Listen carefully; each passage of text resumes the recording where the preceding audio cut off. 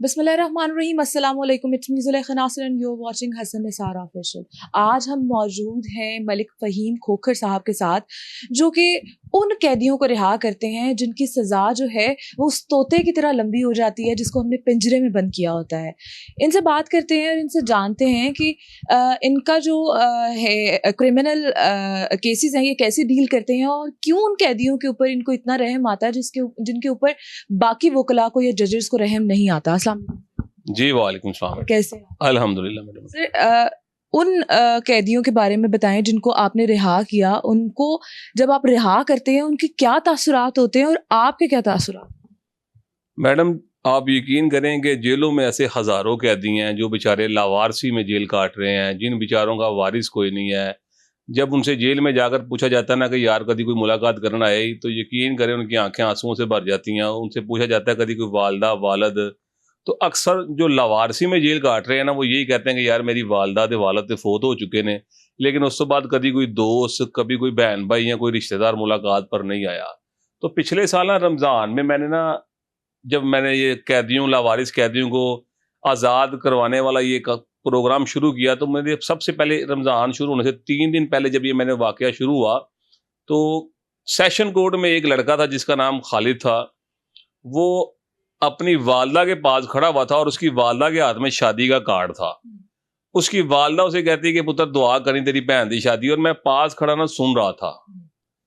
तो उसकी आंखों में आंसू थे। तो मैंने उसको पूछा, मैं कहा ये की मसला है तेरा? वो कहता जी मेरी बहन की शादी और मेरी वालदा मुझे कार्ड देने आई थी, तो मेरी वालदा कहती है कि दुआ करी पुत्र तेरी भैन दे ना सारे मामला खैर खैर इतने नाल हो जान। तो मैं कहा यार तू भैन की शादी ते नहीं जाना? तो कहता भैन मैं लवारसी जेल कट रहा वहां, आंदा पिछे कोई नहीं, वालदा कदी कदी मुलाकात करना आ जाते हैं। तो मैंने ना उसके शोल्डर पर हाथ रखे कहा, मैं दिल कर दी भैन की शादी वेखन ते। तो यकीन करें ना उसकी आंखों में आंसू आ गए। मैं कहता दिल तो भैन बड़ा करदा है लेकिन मजबूरी है।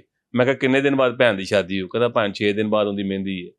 मैंने उसके शोल्डर पर हाथ रखा, मैं कहा जा तू अपनी भैन की शादी जरूर वेखेगा। मैंने कहता भैन सच्ची कह रहे जे? मैं कहा तेन मैं कहा तू अपनी भैन की शादी ते जाएगा। मैं कहा किन्ने मुकदमे? कहता 3 मुकदमात है। मैंने उसी वक्त अपने मुंशी को कहा, मैंने कहा इन्हें मुकदमे की लिस्ट लैके आ। वो लिस्ट निकलवाई। मैंने अगले दिन उसकी बेले दायर की। अल्हम्दुलिल्लाह जिस दिन उसकी बहन की मेहंदी थी उस दिन मैंने उसको जेल से रिसीव किया, नए कपड़े दिए, नए जूते पहनाए। मैं कहा लै भाई हुण खैरी घर जा। वो मेहंदी के फंक्शन पर जाकर जब बैठा तो उसकी वालदा ने मुझे देख कर, यकीन करें, जब एकदम से 14 माह बाद बंदा जेल से अपनी बहन की शादी पर आ जाए तो क्या तासुरात होते होंगे उसके घर वालों के। उसकी बहन ने, उसकी बीवी ने, उसकी बहनोई ने, उसकी बहनों ने, उसकी वालदा ने मुझे इतनी दुआएं दी कि मुझे ऐसा लगा कि यार मैंने सारी दुनिया ही कमा ली है। फिर मैंने प्लान किया कि यार अपना जो जेलों में लावारिस कैदी है ना, इनको पूछने वाला कोई नहीं है, इन बेचारों का हाल अहवाल पूछा जाए। तो फिर मैं अल्हम्दुलिल्लाह पिछले रमजान मैंने 100 लावारिस कैदी रिहा करवाए थे। रिहा करवा के अल्हम्दुलिल्लाह जेल से खुद लेकर आता हूँ, अपने ऑफिस में लाकर नए कपड़े पहनाता हूँ, जूता पहनाता हूँ। फिर जहां पर अगर लाहौर से बाहर का हो तो किराया देता हूँ, अगर लाहौर का हो तो खुद अपनी गाड़ी पर छोड़ कर आता हूँ। और आप यकीन करें कि जब मैं उसके घर का जाकर दरवाजा खटखटाता हूँ तो अचानक से उसके घर वाले अपने किसी भाई को या बेटे को या बाप को जब दरवाजा खोल के देखते हैं ना कि ये कितों आ गया, नए कपड़े पहने हुए हैं, तो उनके तासुरात, उनकी दुआएं वो दुनिया में किसी कीमत पर भी नहीं आप ले सकते, जो किसी आप लावारिस कैदी की मदद करके जो आप दुआएं लेते हैं। बहुत आला। ये तो वो इमोशंस हैं जो कि हम, मेरा ख्याल है सारी दुनिया में कोई भी अच्छा काम कर लेना, इससे ज़्यादा अच्छा काम नहीं है कि किसी को आप उसका बेटा या उसका बाप जो है वो वापस लौटा दें। अच्छा, कितने कैदी हैं सर जो इस टाइम लवारिस इन जेलों में जो है वो कैदी की ज़िंदगी काट? जेलों में ऐसे सैकड़ों कैदी हैं, सैकड़ों ऐसे कैदी हैं, मेरे अंदाजे में शायद हज़ारों में होंगे जिनका वारिस कोई नहीं है, जिन बेचारों पर छोटे छोटे मुकदमात हैं। अगर वो मुकदमा किसी सियासतदान पर हो, किसी डॉक्टर पर हो, किसी वकील पर हो या किसी पुलिस ऑफिसर पर हो, तो मैं यकीन से कहता हूँ कि उसकी अगले दिन उससे जमानत हो जाए। जिस पर उन मुकदमात में बेचारे लावारिस कैदियों को 10-10 माह हो गए हैं, 1.5-1.5 साल हो गया जेल में। क्या वजह है? कोई लवारिस हैं बेचारे, पीछे आने वाला कोई नहीं है, जमानत करवाने वाला कोई नहीं है, उनका हाल पूछने वाला कोई नहीं है। इस वजह से वो बेचारे लवारसी में जेल काट रहे हैं। मुझे कल, मैं अक्सर कैदियों के ना हाल अहवाल पूछता हूँ, तो मुझे ना 2 लड़के हैं, एक का नाम रमजान है और एक का नाम शौकत है। वो चुप करके बैठे हुए थे। मैं कहा रमजान तो शौकत रोजा रखा है जी? तो ना बड़ी मायूस हो गए दोनों। मैं कहा की वजह है? कहता भाई रोजा नहीं रखा। कहता साढ़े नाल वाले सारे रोजा रखते हैं, ਤੇ ਕਹਿੰਦਾ ਸਾਨੂੰ ਬੜੀ ਸ਼ਰਮਿੰਦਗੀ ਹੁੰਦੀ ਹੈ ਕਿ ਅਸੀਂ ਰਮਜ਼ਾਨ 'ਚ ਰੋਜ਼ਾ ਨਹੀਂ ਰੱਖ ਸਕਦੇ। ਮੈਂ ਕਿਹਾ ਕੀ ਵਜ੍ਹਾ? ਕਹਿੰਦਾ ਭੈਣ ਜੇਲ੍ਹ 'ਚ ਮੁਸ਼ੱਕਤ ਕਰਨਾ ਪੈਂਦੀ ਹੈ। ਮੈਂ ਕਿਹਾ ਯਾਰ ਰੋਜ਼ਿਆਂ 'ਚ ਵੀ ਤੁਹਾਡੇ ਕੋਲ ਮੁਸ਼ੱਕਤ ਕਰਵਾਉਂਦੇ ਨੇ? ਕਹਿੰਦਾ ਭੈਣ ਕੈਦੀ ਆ ਤੇ ਮੁਸ਼ੱਕਤ ਕਰਨਾ ਜ਼ਰੂਰੀ ਹੈ, ਜਿਹੜਾ ਕੰਮ ਸੁਪਰਡੈਂਟ ਜੇਲ੍ਹ ਨੇ ਜ਼ਿੰਮੇਦਾਰੀ ਲਾਇਆ ਹੁੰਦਾ ਨਾ ਉਹ ਕਰਨਾ ਪੈਂਦਾ, ਤੇ ਨਾ ਕਰੋ तो ਤੁਹਾਨੂੰ ਪਤਾ ਫਿਰ सजा मिलती है। तो फिर मैंने ना आज ही कोर्ट में एक पटिशन दायर की है कि जितने भी पंजाब की जेलें हैं ना वहाँ पर जितने भी ये कैदी हैं इनसे आप रमज़ान में मुशक्क़त ना करवाएं, क्योंकि ये बेचारे मुशक्क़त की वजह से रोज़ा नहीं रख पाते, और बेचारे जब दूसरे कैदियों को देखते हैं ना जिन्होंने रोज़ा रखा होता है तो इन बेचारों का दिल जो है ना वो बड़ा दुखता है। तो मैंने उनसे वादा करके आया, मैं कहा यार रमज़ान तुम दोवें जने ना इंशाल्लाह रोजे भी रखोगे आज की, तो मैं तुमसे वादा करके जा रहा हूँ और कोशिश करूंगा तुम लोगों की जमानत भी हो जाए। जेलों में ऐसे बड़े सारे कैदी हैं जो बेचारे लवारसी में जेल काट रहे हैं, और उन बेचारों की बड़ी दिली ख्वाहिश होती है कि हम रमज़ान के रोजे या ईद अपने घर वालों के साथ करें। और हमारे वकील हजरात जो है ना नॉर्मली तौर पर उनकी यही ख्वाहिश होती है कि ऐसी जितो पैसा लइए तो उसकी जमानत करवाइए। तो मैं वकीलों को ये पैगाम देता हूँ आपके प्रोग्राम से कि यार हम 11 महीने कमाते हैं, अगर एक महीने में से चंद दिन हम अल्लाह की राह में भी अल्लाह के रास्ते में लगा देंगे तो यकीन जाने हमारे रिज़्क में भी बरकत होगी। और ये जो लवारिस कैदी जिनको आप आज़ाद करवाएंगे, ये नबियों का और पैगम्बरों का शेवा है कि कैदियों को आज़ाद करवाना, तो वो आपको दुआएं देंगे जब वो अपने घर जाकर अपनी बीवी बच्चों के साथ, अपनी बूढ़ी माँ के साथ, अपने रिश्तेदारों के साथ ईद करेंगे, तो यकीन करें उस ईद वाले दिन जो आपको वो दुआ देंगे ना वो आपका सारा साल का जो है ना वो समझे सदका और खैरात निकल जाएगा। सर इतने बड़े बड़े वकील हजरात हैं, इतना इतना पैसा कमाते हैं, इतने इतने बड़े नाम हैं, इनमें से कभी कोई किसी को क्यों ख्याल नहीं आया कि हम भी ये काम कर सकें? देखें यदि छोटे होते ना सुनते थे कि नानी या दादी दुआ देती थी अल्लाह तेनू नेकी दी तौफीक देवे, तो तब ये दुआ बड़ी अजीब सी लगती थी, ये कोई दुआ है? हमें कोई गाड़ी लेके दें, कोई मोटरसाइकिल की दुआ दें, कोई चॉकलेट लेके दें, कोई गोलियां टाफियां लेके दें। लेकिन जब अल्लाह ताला की ज़ात ने, जब मैं अपनी वकालत के प्रोफेशन में अल्लाह ने मेरी दिल में ये बात डाली ना, तो मैंने कहा यार ये दुनिया की सबसे बड़ी दुआ ये है कि अल्लाह तेनू नेकी दी तौफीक देवे। अल्लाह ताला की ज़ात ने मुझे ये तौफीक दी है।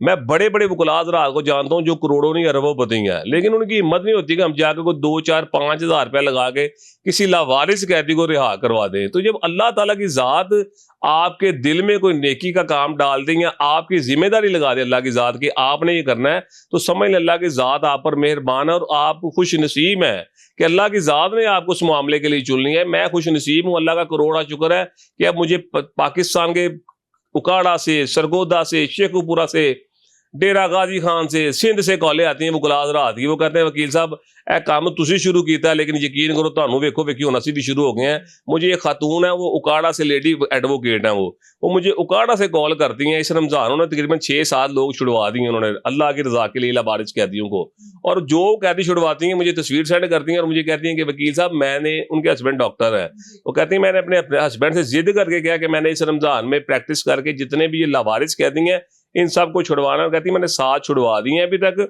और मेरी कोशिश है कि मैं भी 30-40 छुड़वाऊं। और कहती ये सारा मामला मैंने आपकी वीडियोस की वजह से देखकर किया है।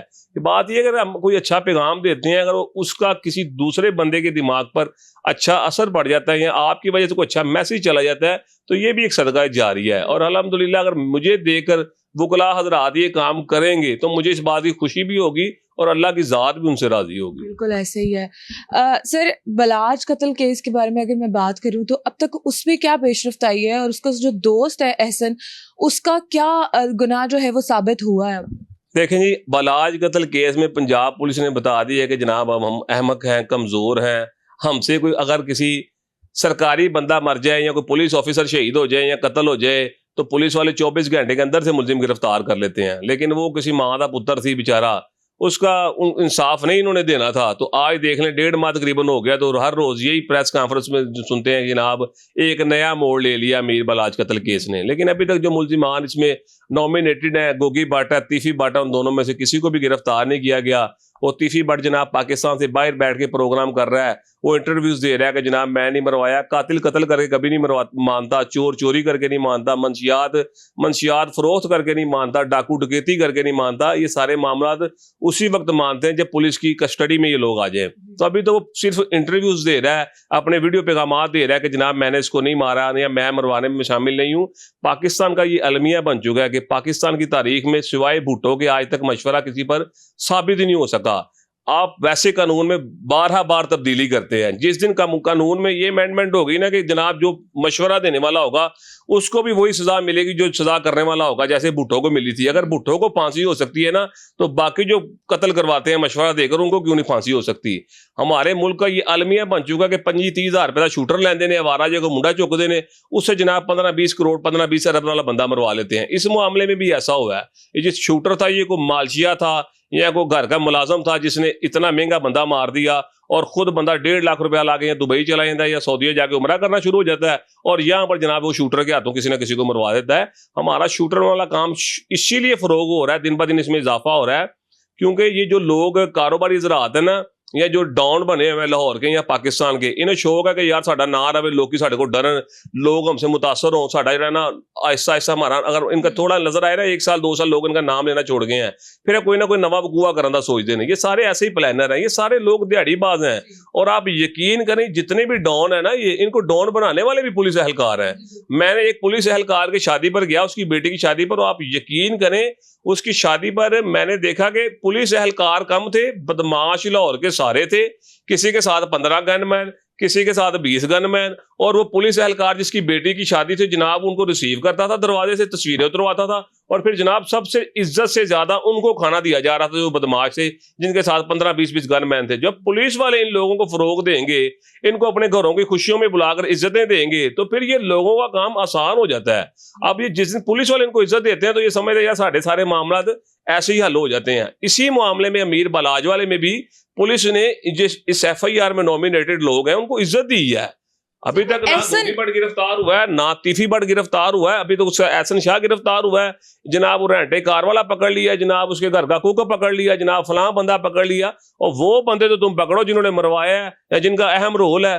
ابھی تک نہ انہوں نے کسی انٹرپول سے رابطہ کیا ہے. جو گوگی بٹ ہے وہ پاکستان میں ہے, کہیں جگہ پر اس کا چھاپا نہیں مارا گیا. تو جب پاکستان میں جو کوئی بیچارہ ماڑا بندہ مر جائے یا جس کو انصاف نہ ملے, تو پھر لوگوں کا پولیس پر کیا اعتبار رہے گا؟ ایسے ہی ہے سر. ہم یہ جاننا چاہ رہے ہیں کہ احسن جو ہے اس کا گناہ ثابت ہو گیا؟ یہ احسن شاہ نے اس بات کا اعتراف کیا ہے کہ اس کا رابطہ تھا تیفی بٹ کے ساتھ. دیکھیں ابھی تک پولیس انویسٹیگیشن کمپلیٹ کر کے پریس کانفرنس نہیں نہ کر رہی. میں آپ سارے تمام لوگ صرف ہوا میں اڑتی ہوئی باتیں کر رہے ہیں. ابھی تک پولیس نے ابھی تک پولیس کی انویسٹیگیشن ہے, پولیس نے کہا جناب تیفی بٹ مروانے والا ہے. احسن شاہ جا کے سعودی عرب میں جا کے امیر بلاج کو ویڈیو کال پر جناب روزہ رسول کی زیارت کرواتا تھا, اور اس کے مخالفوں کو اس کی لوکیشن بتاتا تھا. لیکن ابھی تک یہ بات پولیس کے انویسٹیگیشن میں ثابت ہو چکی ہے, لیکن ابھی تک پولیس نے نہ تو احسن شاہ کو پریس کانفرنس میں بٹھا کر اس کی طرف سے بیان کروایا کہ جناب اس بات کا اعتراف کرتا ہے, ابھی تک ایسا اس کی کوئی سٹیٹمنٹ نہیں آئی, اور نہ ہی پولیس کی طرف سے کوئی ایسی سٹیٹمنٹ آ رہی ہے جس سے یہ بات ثابت ہو جائے کہ جناب وہ ہاں اس میں شامل ہے. لیکن پولیس یہ بارہا بار کہہ رہی ہے کہ جناب اس کے تمام ویڈیوز اس میں سے, فون ڈیٹا میں سے, اور جو اس کا گھر کا کوک پکڑا گیا تیفی بٹ کا, اس نے کہا جناب یہ احسن شاہ اس کو گھر پہ ملنے آتا تھا, تیفی بٹ تھا. یہ ان تمام باتوں سے تو پھر لگتا ہے کہ جناب وہ اس میں شامل ہے. سر پولیس ہماری کب ٹھیک ہوگی, یا کب یہ, کیونکہ پولیس ٹھیک نہیں ہوگی تو یہاں پہ جرائم تو ختم ہوں گے نہیں, اور جرائم دن بدن بڑھتے جا رہے ہیں. اقبال ٹاؤن میں ہم بیٹھے ہوئے ہیں, اور سر میں خود اقبال ٹاؤن میں رہتی ہوں, اور کل رات میں 3 بڑی ڈکیتیاں ہوئی ہیں. تو اس پہ آپ کیسے جو ہے بات کر سکتے ہیں کہ یہ کس طرح چلے گا؟ یہ ایک رات میں ہی اتنی ڈکیتیاں ہوئی ہیں, 3 میرے لیے تو بہت بڑی ہیں نا, تو کس طرح ختم ہوگا یہ سارا, یہ ان کے ڈرامے بازیاں کب؟ دیکھیں جی, آئی جی صاحب کو کسی نے کہا تھا کہ آپ نے پولیس کا نا مورال بلند کرنا ہے. آئی جی صاحب کو جب نظر آیا نا کہ میں پولیس کا مورال بلند نہیں کر سکتا, تو پھر انہوں نے تھانوں کا مورال بلند کر دیا. تھانے انہوں نے پورے پنجاب کے خوبصورت بنا دیے ہیں. آپ جائیں تو آپ کو ایسا لگتا ہے کسی آپ فلیٹیز ہوٹل میں یا کسی 5 اسٹار یا کسی 7 اسٹار ہوٹل میں انٹر ہو گئے ہیں. لیکن جب تھانوں کا اندر کا اخلاق, تھانوں کے اندر کا ماحول نہیں خوبصورت ہوگا, جب تھانوں کے جو افسران ہیں, جو کانسٹیبل حضرات ہیں, ان کا رویہ تبدیل نہیں ہوگا, تو آپ کا تھانہ کلچر تبدیل نہیں ہو سکتا. آپ یقین کریں, آپ تو لاہور میں رہتی ہیں نا, آپ لاہور سے تھوڑا سا ذرا باہر دیہاتی علاقوں میں جا کر دیکھیں, ایس ایچ او کا انتظار کرنے کے چکر میں سائلین بیچارے صبح تھانے کے باہر 9 بجے کھڑے ہوتے ہیں اور رات کے 9 بج جاتے ہیں. ایس ایچ او جناب اس علاقے کا بادشاہ ہوتا ہے, وہ نہیں آتا.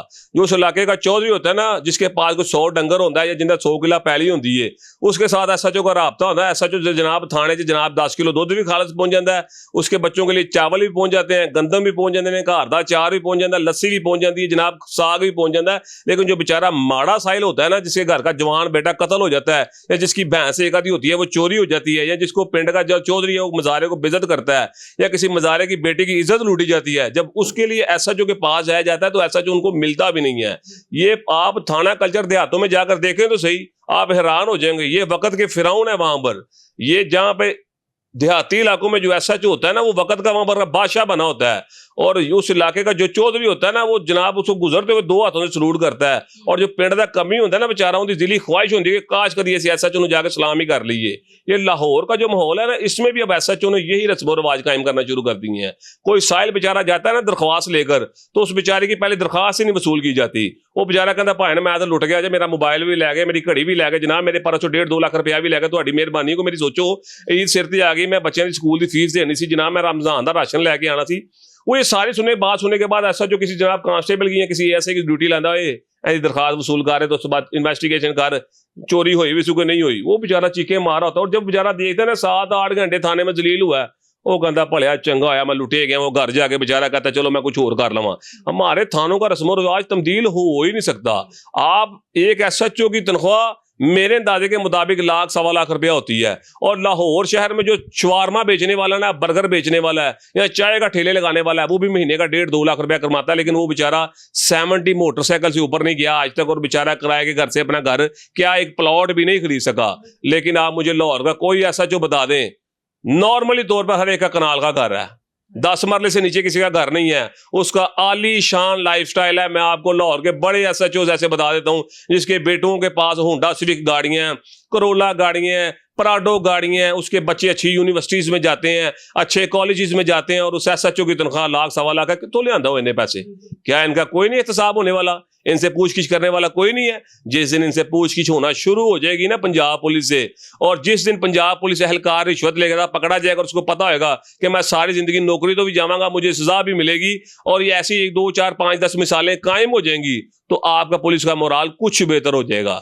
لیکن اس میں وہ تمام وہ لوگ وہی شامل ہیں کہ تھانے کے آپ سنتری سے دروازے سے شروع ہوں تو سنتری کو دروازے میں آپ کو 100 روپیہ دینا پڑتا ہے, اس سے آگے جا کے جہاں پہ آپ درخواست لکھتے ہیں وہاں پہ آپ کو 500 روپیہ دینا پڑتا ہے. اے ایس اے کی جس کے پاس درخواست آپ کی جاتی ہے اس کو آپ کو 2000 دینا پڑتا ہے, سب انسپیکٹر کے پاس چلی جائے تو 5000 دینا پڑتا ہے, اور اگر ایس ایچ او کے پاس چلی جائے تو پھر آپ کو 50,000 روپیہ دینا پڑتا ہے. ہمارے تھانوں کا مورال جو ہے نا وہ اب بلند ہونا تو بڑی دور کی بات ہے.